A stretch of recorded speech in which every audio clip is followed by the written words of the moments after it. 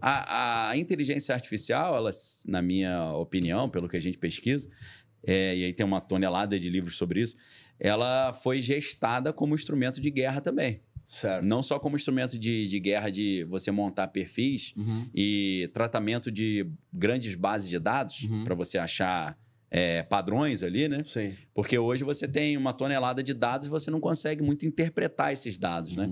Aí surgem empresas como a Palantir Technologies, que é a empresa que vai interpretar para entender quem é quem, onde que esse cara tá, qual é a chance dele ser um terrorista, ou então até, inclusive, prever o crime, né? Porque eles já usam tecnologia de pré-crime, né? Que é o filme do Tom Cruise. O Tom Cruise, que é o Minority Report, veja... Esse filme é antigo e o texto que motivou é mais antigo ainda, né? Sim.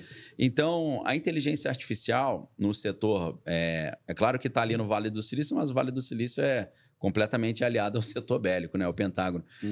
Para isso, vou indicar um artigo para a galera, tá em inglês, mas é sensacional, que é The Military Origins of Facebook. As origens militares do Facebook, que, se eu não estou enganado, foi a Whitney Webb que escreveu.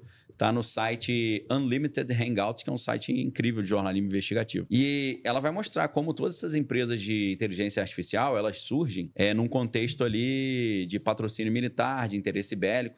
Ela dá um exemplo muito interessante contando essa origem militar do Facebook, quando ela cita o 11 de setembro, e ela diz que depois do 11 de setembro, a CIA criou um negócio chamado TIA, que é Total Information Awareness, que eles começaram a espionar todo mundo, atropelar a privacidade, com a desculpa de estar procurando terrorista e estar protegendo o país. Só que isso chegou ao conhecimento do Congresso americano, o Congresso arrumou um encrenco, falou que isso aí era errado. E aí, no dia que o governo americano decidiu encerrar esse projeto, o TIA, né, o TIA, foi no dia 2 de fevereiro de 2003. No dia 3 de fevereiro de 2003, no dia seguinte, Mark Zuckerberg criou o The Facebook, que tinha um THE, né? E aí, o Facebook passou a fazer a mesma coisa. Uma plataforma de inteligência, monitorando o que está todo mundo pensando. Inclusive, o Facebook, no início, ele era assim, o que você está pensando agora? O que você está pensando hoje? Então, assim, facilita muito a espionagem, né? E você fabricar perfis. E foi exatamente em 2003 que surge também a Palantir Technologies, que é uma empresa poderosíssima hoje. Foi a empresa que mais se valorizou quase 500% em 2025. E é a empresa que foi fundada por um cara chamado Peter Thiel, que fundou essa empresa com 70% de capital dele e 30% de capital da CIA. Uma empresa criada realmente para espionar nesse contexto de guerra ao terror, né? Sim. E então, em 2003, no contexto da guerra ao terror, surgem as redes sociais, já com essa questão de espionar, e surgem esses grandes aplicativos de análise de dados, né? E são exatamente essas empresas que estão dando todo o suporte para o Trump hoje. O Trump chega ao poder com o patrocínio desse Peter Thiel, e o Mark Zuckerberg, que parecia que era inimigo do Trump, agora tá apoiando também, né? Não sei quem se lembra da posse dele, só tinha os caras do Vale do Silício. Só tinha os caras do Vale do Silício. Eles têm um interesse. Só que até então, aparentemente, os caras do Vale do Silício eram mais progressistas. 100%. Por que eles viram do nada conservador, entre aspas? Então, tem um fato que um bilionário desses do Vale do Silício conta, que é o Marc Andreessen.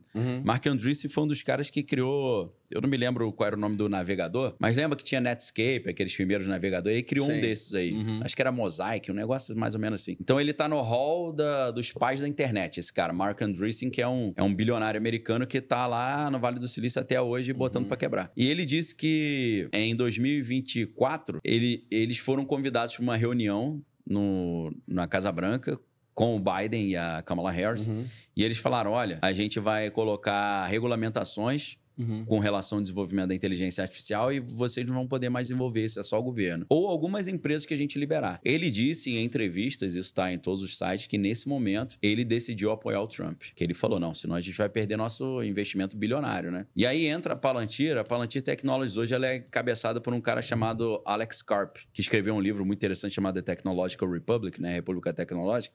E o Alex Karp, ele defende uma ideia de que os Estados Unidos precisam voltar a ser o xerife do planeta Terra e investir na tecnologia, não para fazer TikTok, mas para fazer... TikTok é chinês, né? Mas redes sociais de bobagem, né? De perda de tempo, mas para investir em armas. Então, ele é daquela ideia de que a gente tem que ser forte, tem que ter arma e usar a inteligência artificial para dominar o mundo. Então, o Vale do Silício está dando esse suporte para o governo americano.